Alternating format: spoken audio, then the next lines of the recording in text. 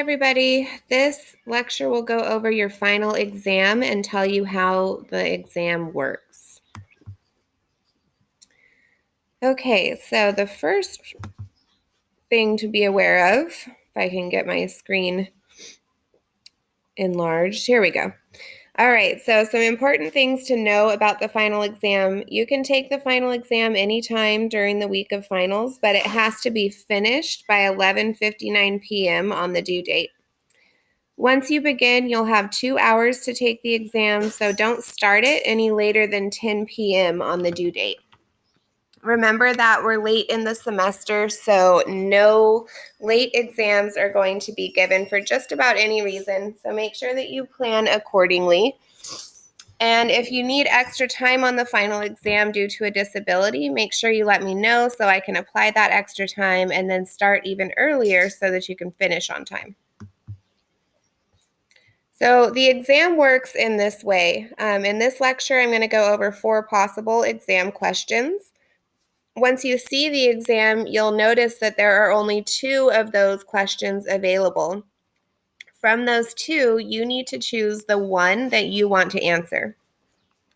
For whichever question you choose to answer, use 2 pieces of evidence and the quote sandwich method to answer.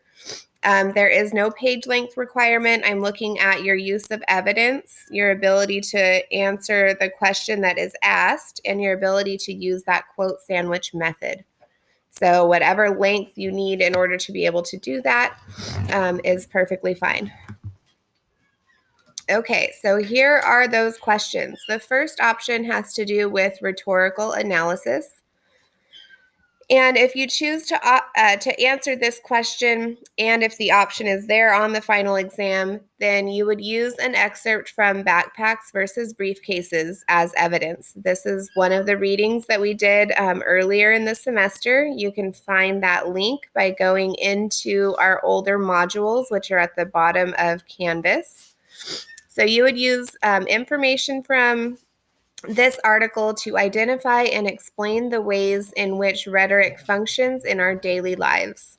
And this is the excerpt here that I would like you guys to use. I also have the correct citation information for it, so all of that is there for you. You would just choose, small parts of this quote and use that to support your answer for this question. Option number 2, this one has to do with evaluating a source. So using 2 quotes from The Awakening as evidence, you would discuss how Edna can be seen as a hero for overcoming obstacles in her life and blazing her own path. Oh, I realized I've got a typo, sorry. For whichever quotes you use, make sure to use the quote sandwich method to introduce, cite, and explain your findings. Quick note, I do realize this is an unpopular opinion. Most people read that novel and come away from it despising Edna. But that's exactly why I assign it. Arguing against your own beliefs is an important skill, and so we want to try and work on that. So you would prepare for this option by choosing 2 quotes with citations before beginning the exam. That way, just in case this question is there, you have your evidence ready to go so that you can choose to answer it.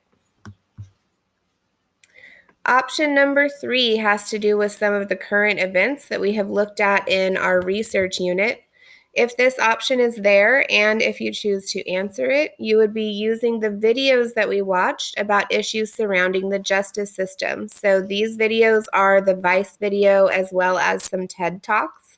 Again, you can find those by looking in our previous modules on Canvas, get the links to the videos, and choose 3 that you would like to discuss. In that discussion, you need to synthesize those videos and discuss how viewing all 3 of them together allows for a deeper understanding of the complexities surrounding this topic.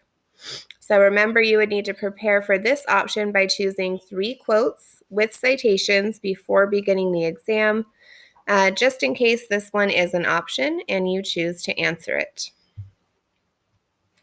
And our final option has to do with more current events. In this case, you would be using the article, Advertising's Toxic Effect on Eating and Body Image, along with one of the videos that we watched about popular culture and its effect on us as individuals. So for this one, you would use the article as well as a video. Again, you can look back into our modules on Canvas to access these to gather your evidence before the final exam.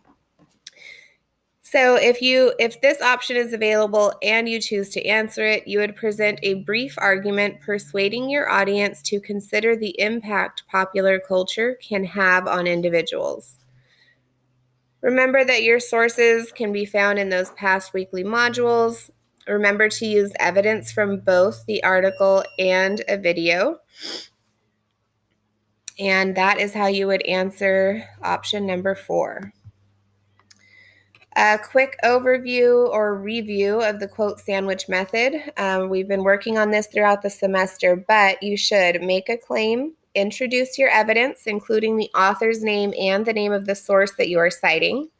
Use a signal phrase such as the author claims or the article states. Include the quote or paraphrase. Make sure that you keep it very short. Cite an MLA, including the author's last name and a page number. For the videos, you can just use the title of the video for your MLA citation.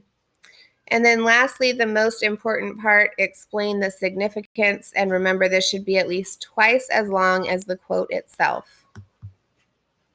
Here's an example of the quote sandwich. This is about a different story that your class probably has not read for this semester, but it's a good example of an effective quote sandwich. We have a claim.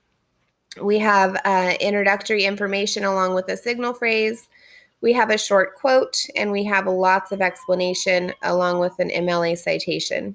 Note that the author's last name is not in the citation because the author's last name is here in the signal phrase. That's the only time that you just need a page number.